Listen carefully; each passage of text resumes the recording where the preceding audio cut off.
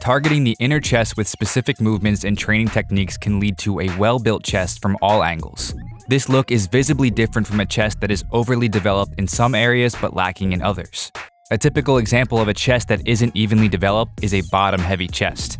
This can happen when a lifter only uses the flat bench with a big arch in their lower back, effectively making it a decline bench, and not performing any incline pressing or accessory exercises to balance things out. But since you clicked on this video, you know the importance of building every part of your chest, including the inner portion. So let's begin by looking at the functions and anatomy of the chest muscles. Having a better understanding of this will help us choose the right exercises and execute them properly. The chest contains 4 muscles that exert force on the upper limbs: the pectoralis major, the pectoralis minor, serratus anterior, and subclavius. The part of the chest that you see when you look in the mirror is the pectoralis major. The pectoralis major is comprised of 2 muscles: the sternal head, which is the lower part of the chest, and the clavicular head, which is the upper chest below your collarbone. These are the 2 main chest muscles we train when we press, dip, and fly. Now let's dig deeper into where the inner chest is exactly. There are 2 key things to keep in mind. The sternal head lays across the middle and lower part of your chest. The inner part of the chest is really where the sternal head connects to the sternum. This area of the sternal chest is what we want to target when hitting the inner chest. So ultimately, we're targeting the inner part of the sternal head. The other insertion is where both the sternal head and the clavicular head tie into the humerus, which is the upper part of your arm. The second key point is that the striations in the sternal head run horizontally for the most part. How the striations run in a muscle can help us understand the line of pull we want in an exercise. This idea will become more evident as we go through the exercises later in this video. The pectoralis major has 3 actions that are primarily responsible for the movement of the shoulder joint. The first action is flexion of the humerus, similar to throwing a ball underhand and lifting a child. The second action is adduction of the arm, bringing the arm closer to the body center, more technically called the middle sagittal plane. Thirdly, it rotates the humerus medially, as occurs when arm wrestling. Now that we have a better understanding of the muscles, insertion points, and functions of the chest, we can make some intelligent exercise choices. 2 great exercises for training the inner chest and the chest in general are the barbell bench press and chest fly. But before we get into the details of each, let's begin by looking at this 2020 study that compared muscle activation between barbell bench press and dumbbell flies in resistance-trained males. EMG activation was measured in 4 different muscles: the pectoralis major, which is what we're focusing on, anterior deltoids, triceps brachii, and biceps brachii. The subjects performed 6 maximum repetition loads in both exercises. The pectoralis major's average EMG activity was 16% higher in the barbell bench press than the dumbbell fly during the whole movement. Not only that, but we can also use heavier loads on the bench press, which will lead to more significant strength gains. For these reasons, the barbell bench press will be the foundation of our chest training. We'll revisit this when we put together a chest workout later in this video.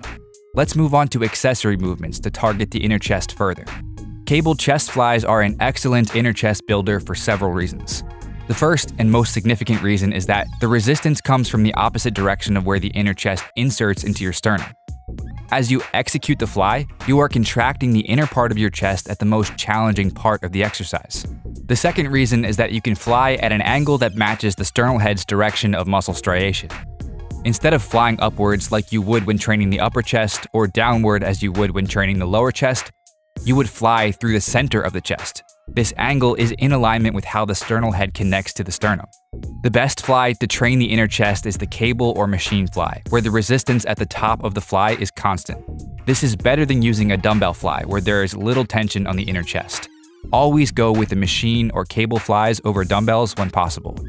Additional benefits of chest flies are that you can directly target the chest without involving the tricep. This can be useful if you're a tricep-dominant presser, and you tend to feel your triceps more than your chest when you press.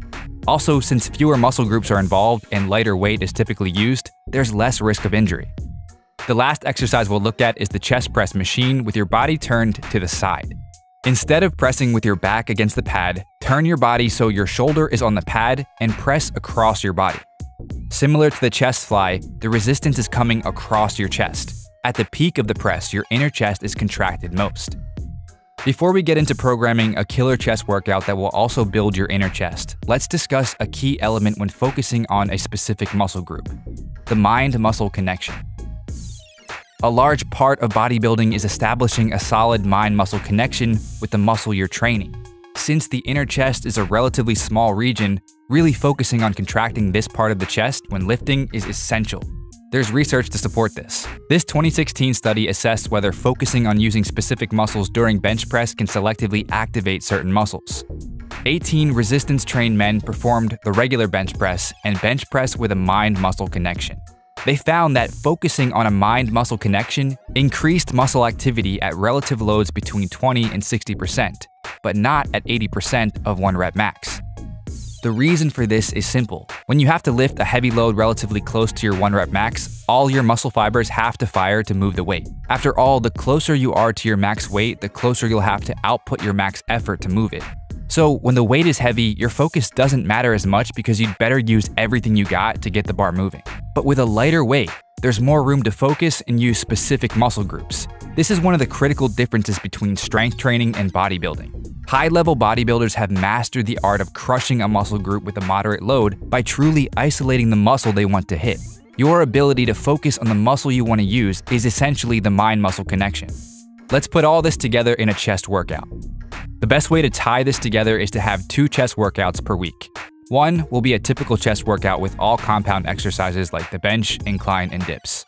The second chest workout will still have pressing movements, but will have inner chest focus. Here's an example of a chest workout to dial in on the inner chest. As we mentioned in the first study that compared the chest fly and the barbell bench press, the barbell bench press produced greater chest muscle activation than the fly. For this reason, we'll start the workout with the barbell bench press. A good range is 3 to 5 sets depending on how much training volume you need to progress. A good rep range to start with is between 8 to 10 reps.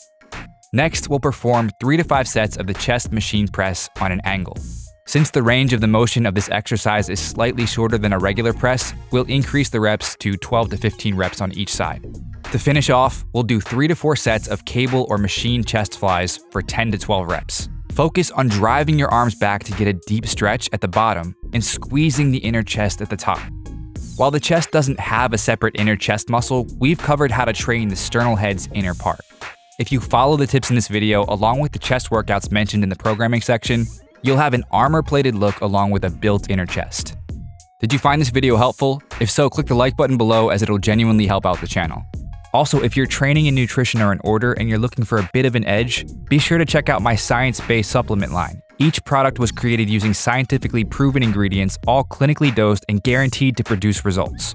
And right now, you can get 25% off your entire order, plus free shipping using the coupon code MONSTER at checkout.